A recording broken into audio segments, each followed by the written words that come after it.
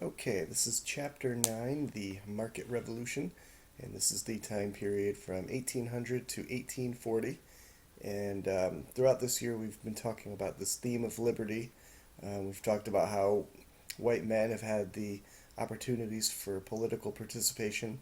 It's going to be expanded a bit in this era, as white men that don't own property can now vote, but we'll also see freedom represented through economic opportunities and geographic mobility. So this chapter is all about the market revolution, which is economic changes which will transform the nation forever and really start advancing the United States to an industrialized state. This is the age of roads and steamboats. Robert Fulton is going to invent the steamboat in 1807, navigate the Hudson River. We're going to see the Erie Canal, which springs up, which will lower the cost of transporting goods 95% and open up lots of settlement in upper state western New York. So we're going to see all kinds of changes throughout the nation in this time period. Here's a watercolor from 1830 showing the Erie Canal, which is going to connect, obviously, Lake Erie over here across New York State to the Hudson River and then down into New York City, which will allow New York to grow into one of the most important cities in the world. And this is a way for the Great Lakes to transport products into the Atlantic Ocean. So now the whole country can be intersected by a series of canals and then later roads and railroads. So we're going to see a brand new economy. Railroads are going to open up vast areas of the interior and stimulate coal mining, so that industry will take off. The coal will fuel the railroads, and the railroad tracks will be built of iron and later steel, so these industries will grow as well. By 1860, the year before the Civil War, the nation had more miles of track than the rest of the world combined. This is also an age of communication. With the telegraph invented by Samuel Morse, we'll now have instantaneous communication. And after that, of course, we'll see the telephone. And so we're well on our way in the 1800s to connecting the world. The rise of the West. Small farmers and planters with slaves are going to settle in the southern part. This is the new Cotton Kingdom. So areas like Alabama, Mississippi, Louisiana, and Arkansas. With the invention of the cotton gin in 1790s, we're going to see a huge increase in the production of cotton and a huge demand for slavery, and the Southwest will continue to grow. Farm families in the Upper South will move to southern Ohio, Indiana, and Illinois. These are free territories, and New Englanders are going to push west into these same lands. Also, Michigan, Wisconsin, we'll see lots of immigrants settling in these areas as well.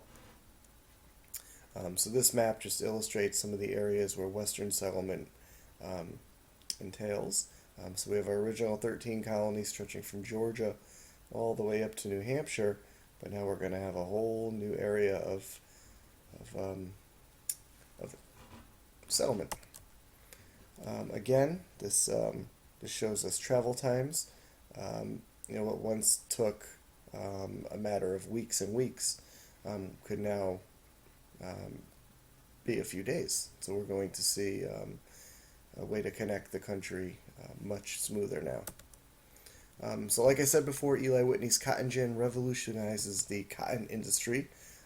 Ironically, slavery had seemed to be dying out before the cotton gin was invented, but it's going to have a whole new life once this invention takes root, and we're going to see another 70 years of slavery, unfortunately. The unfree westward movement, 1 million slaves will be sold and moved west between these years, 1800 and 1860. So Jefferson's ideal of the West being populated by small farmers, that is not going to come to fruition. The upper map shows cotton production in 1820. You could see some isolated areas, South Carolina, Georgia, a little bit in Tennessee and Alabama, Louisiana, Mississippi, but we're going to see the cotton industry explode Um, Same states, but it's just going to really jump in production throughout the South. This table illustrates the population growth of selected Western states, not counting Native Americans, but we're going to see Alabama's population, 9,000 to 3/4 of a million. Illinois, huge jumps in these states, really remarkable and fast. So we're going to have two emerging different regions. We'll have the north. We're going to see the rise of cities and manufacturing. Um, Still have farming as well, but farmers are going to be connected to distant markets by canals and railroads and roads.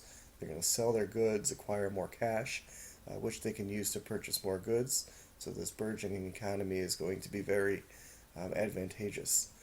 Western farmers will sell their goods and will get credit in eastern cities, and this newfound credit allows them to purchase land and necessary items, which greatly increased agricultural productivity. The South is going to remain the way it was, still rural. The transportation and banking systems will be underdeveloped. Slavery is going to be very profitable for these large plantation owners, and manufacturing and technology will lag far behind. These are some major cities from 1840. Um, you see New York City area here. Chicago will be rising fast. New Orleans is a large city, obviously. Baltimore, D.C., Philadelphia, um, Boston. So the country really is expanding and expanding fast. The factory system. Samuel Slater came here from England, built the first factory in Rhode Island in Pawtucket, built a spinning jenny from memory since he was now allowed to bring the plans out of England. And we're going to see New England factories emerging at this time, powered by waterfalls and river rapids to make their machines go.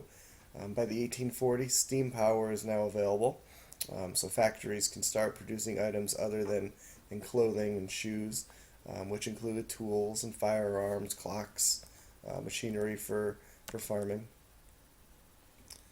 Here's some early cotton mills of the 1820s, and of course, these Northerners, some of whom oppose slavery, of course, their factories are profiting from slave labor, which the cotton will be sent up to the cotton mills and turned into finished products. Many of the early New England factories will use female and child labor. Lowell, Massachusetts was considered a model town. The employers built an entire town with churches and lecture halls and encouraged farm families to send their daughters there. It's a good moral village and good conscience for these women to come of age. Here's a picture of Lowell, Massachusetts from 1850. The growth of immigration. 4 million immigrants will come between 1840 and 1860, many of whom were Irish and German. And most of them moved to the north, where the jobs are plentiful. If they moved to the south, they would be competing with slaves. It would be very difficult for them. So most of the immigrants stayed in the north in this time period. America offered political freedom, religious freedom, and also unskilled and low-skilled jobs. Immigrants come and work on the rails, on canals, work on the longshore, and do some factory work. Work was aplenty.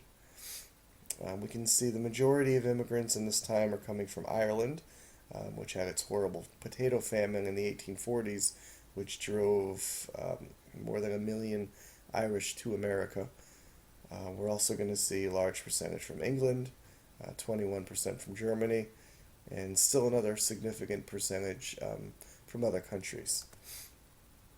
And with all of these immigrants coming into the country, we'll see a rise of nativism. And this is hostility towards Roman Catholics and also towards immigrants in general. They blamed immigrants for any crimes committed, for political corruption, for job competition. The Irish integrated into the Democratic Party's political machines, which we'll be talking about in class, which provide jobs and relief to immigrants. And because so many immigrants are coming over, the democratic machines will have their votes, and then they can do what they want pretty much and have unlimited power. At this time, we're going to see a rise in writing. The transcendentalists in New England, these intellectuals are insisting that individual judgment should take precedence over the existing social traditions and institutions. Ralph Waldo Emerson defined freedom as an open ended process of self realization. Individuals can remake themselves and their own lives. Henry David Thoreau called for individuals to rely on themselves. So, in this times of incredible changes and rapid changes and industrialization, people didn't want to lose sight of their own individuality and importance.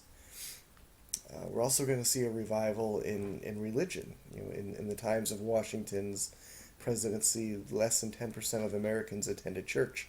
But we're going to have the Second Great Awakening in the 1820s and 1830s, and we're going to see a huge surge in religion and church going and faith in God. Um, Race and opportunity. Free blacks in the northern states experienced discrimination.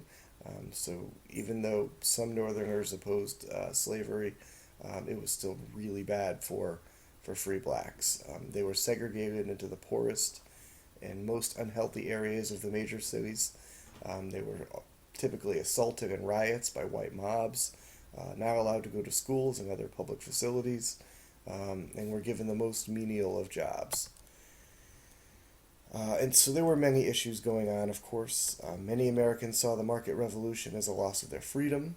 We're going to see downturns in the economy, like the recession that happened in 1819. Even worse was a horrible depression, the worst the country had seen to that point in 1837. It's going to last about 6, 7 years, and we'll see a widening gap between the rich and the poor. So we'll see some grave achievements in this chapter. Still have a lot of problems, but overall, tremendous progress for the country as a whole.